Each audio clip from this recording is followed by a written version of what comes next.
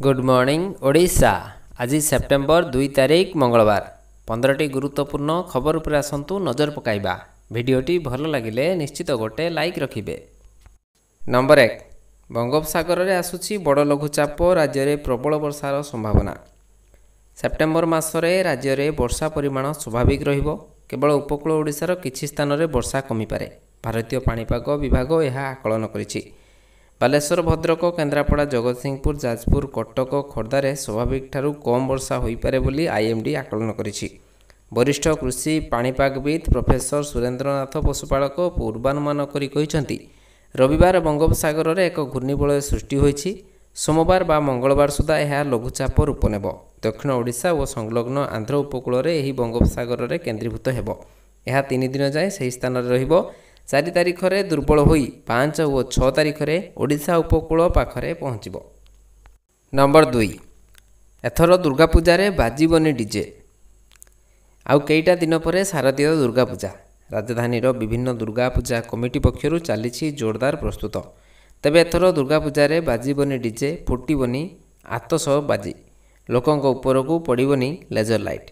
Bhubaneswar commissioner अध्यक्षतार Bhubaneswar UPD रे हेबाकु थिबा 190टी मंडपर कर्मकर्ता नहीं आयोजित एक बैठक में यह निष्पत्ति निया जायछि।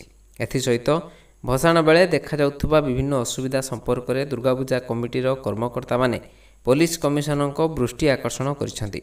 यह सहित भुवनेश्वर यूपीडी रे फुटबनी बाण केवल रावणपोड़ी रे निर्दिष्ट डेसिबल रे आतशबाजी को अनुमति दियाजिबो। नंबर 3 शिक्षकों को नहीं सुप्रीमकोर्ट बड़ निष्पत्ति। बिना टीईटी परीक्षा रे चाकरी किंबा पदोन्नति हेब नहीं। शिक्षा जगत सह जड़ित एक प्रमुख खबर सामना को आसी। सुप्रीमकोर्ट सोमवार गुरुत्वपूर्ण निष्पत्ति शुणाई स्पष्ट करिसेंति जे टीचर्स इलिजिबिलिटी टेस्ट पास करबा एबे बाध्यतामूलक। सेतेबेले जाई कौनसी शिक्षक चाकरी रे रही पारिबे बा प्रमोशन पाई पारिबे। बार एंड बेंच रो रिपोर्ट अनुसार जस्टिस दीपंकर दत्ता और जस्टिस अगस्टिन जॉर्ज माहिशंकर खंडपीठ कहिसेंति जे जेउ शिक्षक निजर अवसर बयस जाए केवल 5 वर्ष दूर रे अछि तांकु केवल आश्वस्ति प्रदान कराजिबो। एमिति शिक्षक बिना टीईटी पास रे मध्य चाकरी करि परिबे। किंतु जेउ शिक्षकक पाखरे 5 वर्षरू अधिक चाकरी समय बाकी अछि तांकु टीईटी पास करबाकू हेबो। नंबर 4 प्रथम थर 1,05,000 टंका पार कला सुना दर। सुना और रूपारे दर एक रॉकेट गति रे वृद्धि पाउछि। गोटेपटे एमसीएक्स रे सुना मूल्य समस्त पुराना रेकर्ड भांगी प्रथम थर पई 10 ग्राम रे 1,05,729 टंकार नूतन सर्वोच्च स्तर रे पहुंची। सेपरि रूपार मूल्य मध्य द्रुत गति रे वृद्धि पाइछि एवं एही मूल्यवान धातु 1,24,990 टंका प्रति किलोग्राम रे कारबार करुछि। केवल मल्टी कमोडिटी एक्सचेंजर नुहे घरोई बजार रे मध्य सुना एवं रूपार मूल्य द्रुत गति रे वृद्धि पाइछि। सोमवार दिन सप्ताहर प्रथम व्यवसाय दिवस रे एमसीएक्स रे अक्टोबर 3 तारिख रे शेष तारिख थिबा सुना मूल्य 1,03,899 टंका रे खोलिथिला एवं तापरे दिन 12टा समय रे यह 1,05,729 टंका सर्वोच्च स्तर रे पहुंचीथिला। नंबर 5 राज्य में थमुनी सार टेंशन। दलालंक ठारू नकली सार किणी क्षति रे पड़ुछंती चाषी। चाषी को सार मिलु नथिबा खबर बारंबार सामना को आसुथिले मध्य एहाकु नै कोनोसी पदक्षेप निया जाउ नाही। केउठी सार न पाई चाषी निराश हेउछंती तो आउ केउठी बस्ताए सार पाई चाषी को दिन तमाम धाड़ी रे ठिया हेबाकू पड़ुछि। आउ केउठी बाहर दलालंक ठारू नकली सार किणी क्षति रे पड़ुछंती चाषी। सार अभाव और चाषी हंतसंत को नै राजनैतिक बयानबाजी मध्य बढ़िबार लागिछि। विरोधी सरकार को घेरुथिबा बेले कलाबजारी उपरे कार्यानुष्ठानर द्वाही देउछि बीजेपी। एसबु भितरे किंतु चाषी सार समस्यार समाधान केबे आउ किभଳି हेबो तार सीधा उत्तर काहा पाखरे नाही। सार मिलु नथिबारु चाषी असंतोष रहुछि। बिलरे रुआ पोता काम सरिलाणी। एबे धान चाष पई सार निहाती दरकार। गंजाम जिला आस्का बहुमुखी समवाय समिति आगरे लागिछि चाषी लंबा लाइन। नंबर 6 एससीओ सदस्यता अटकाइला भारत। संघाई कॉर्पोरेशन संगठनर पूर्ण सदस्यता प्रयास को भारत अटकाई अभियोग करिछि आजरबाइजान। ପାକିସ୍ତାନ ଓ ଆଜରବାଇଜାନ ମଧ୍ୟରେ ଘନିଷ୍ଠ ସମ୍ପର୍କ ଥିବା କୁହାଯାଏ। ଅପରେସନ୍ ସିନ୍ଦୁର ବେଳେ ପାକିସ୍ତାନକୁ ଖୋଲା ସମର୍ଥନ କରିଥିଲା। କେବଳ ଏତିକି ନୁହେଁ, ଆଜରବାଇଜାନ ଇସଲାମ ନାଁରେ କାଶ୍ମୀର ପ୍ରସଙ୍ଗରେ ପାକିସ୍ତାନକୁ ସମର୍ଥନ କରିଆସିଛି।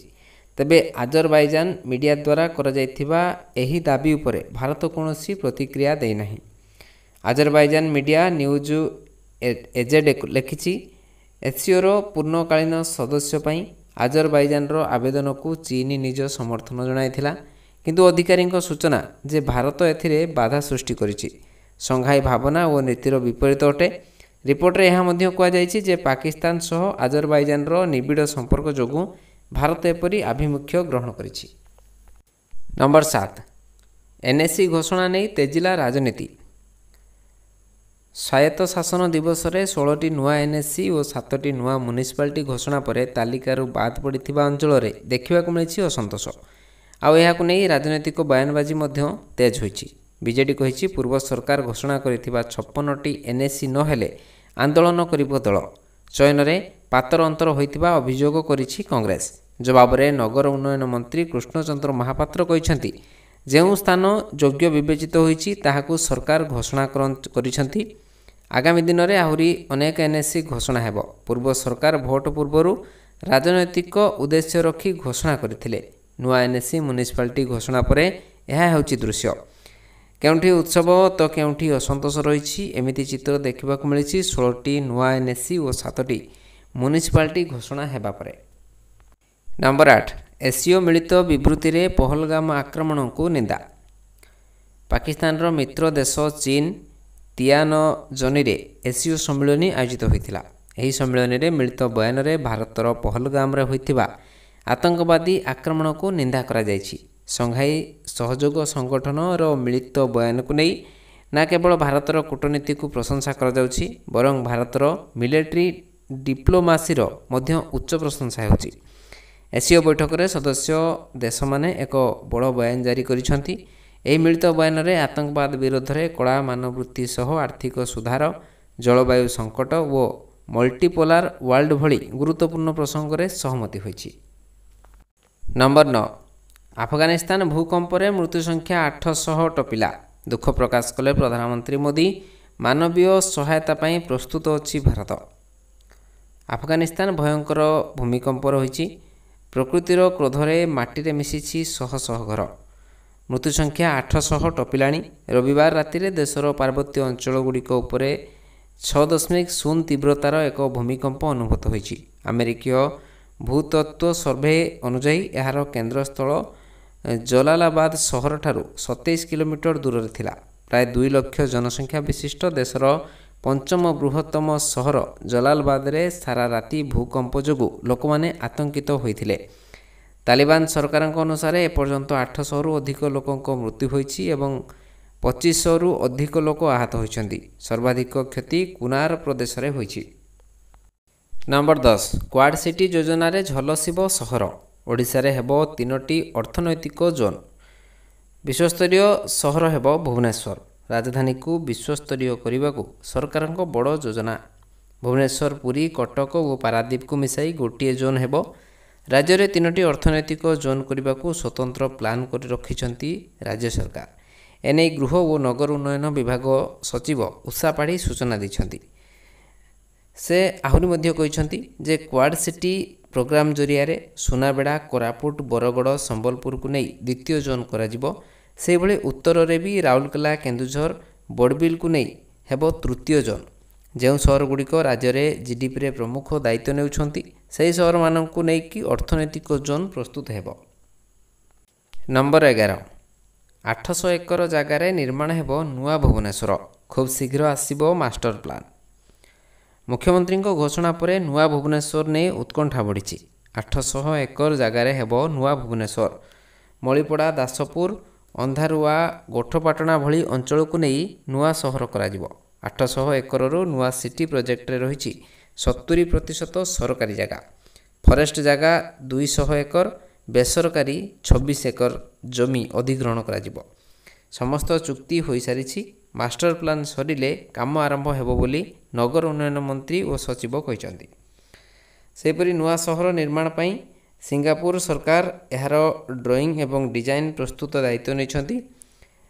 दोलेरा गिफ्ट सिटी ढांचारे यार निर्माण हेबा नहीं चिंता करा जाउछि। नंबर 12 महिला विश्वकप पई आईसीसी रो पुरस्कार राशि घोषणा। खूब शीघ्र आरंभ हेबो फटाफट क्रिकेट रो महाकुंभ।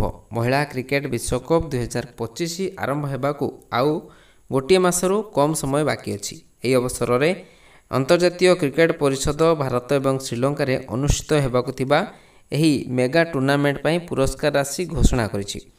8टी दल विशिष्ट एही बड़ टूर्नामेंट पई मोट अंकर पुरस्कार राशि घोषणा करा जायछि।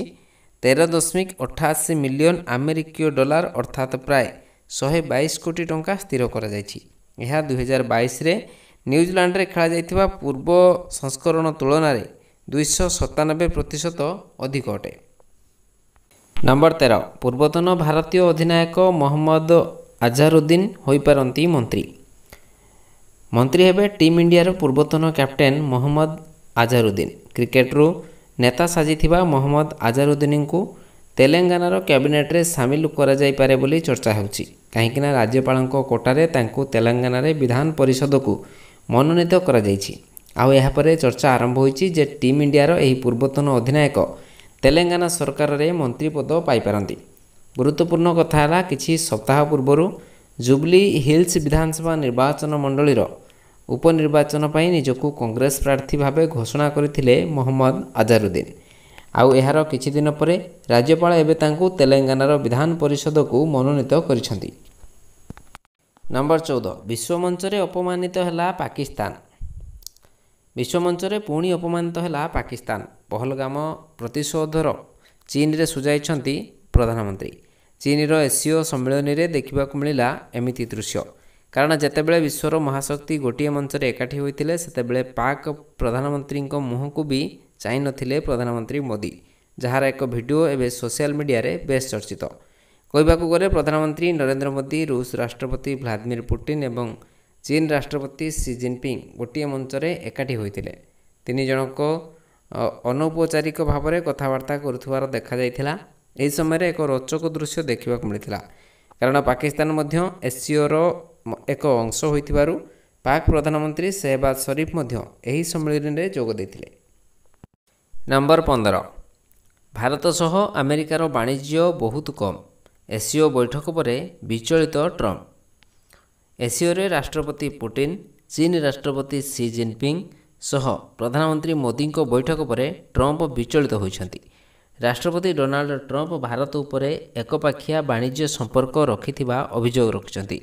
से कहते जे भारत दीर्घ दिन धरी अमेरिका रे थिबा अधिक सामग्री बिक्री करुछि, किंतु प्रतिबदल रे अमेरिका सेठारे व्यवसाय करने को बहुत कम सुजोग पाइछि। ट्रम्प कहते जे एही संपर्क दशंधि धरी असंतुलित रहिछि एवं एबे भारत शुल्क ह्रास करने को प्रस्ताव देछि, किंतु अनेक विलंब हो सारिछि। चीन रो चियानजिन रे होइतिबा एसीओ शिखर सम्मेलन रे प्रधानमंत्री मोदी योगदान पर यह हेउछि ट्रम्पको प्रथम रिएक्शन। सोशल मीडिया ट्रुथ रे ट्रम्प लिखिछंती आमे भारत सह अति कम वाणिज्य करुछु, अन्यपटे से आम बहु अधिक कारबार करुछि। अन्य शब्द रे कहबाकू गले भारत आमर एठी बहु मात्रा रे सामग्री बिक्री करुछि, किंतु आमे भारत रे कम बिक्री करुछु। बस आज ये रखुच्छी, पुणी नहीं आसबि लाटेस्ट अपडेट। से पर्यंत विदाय नेउछि।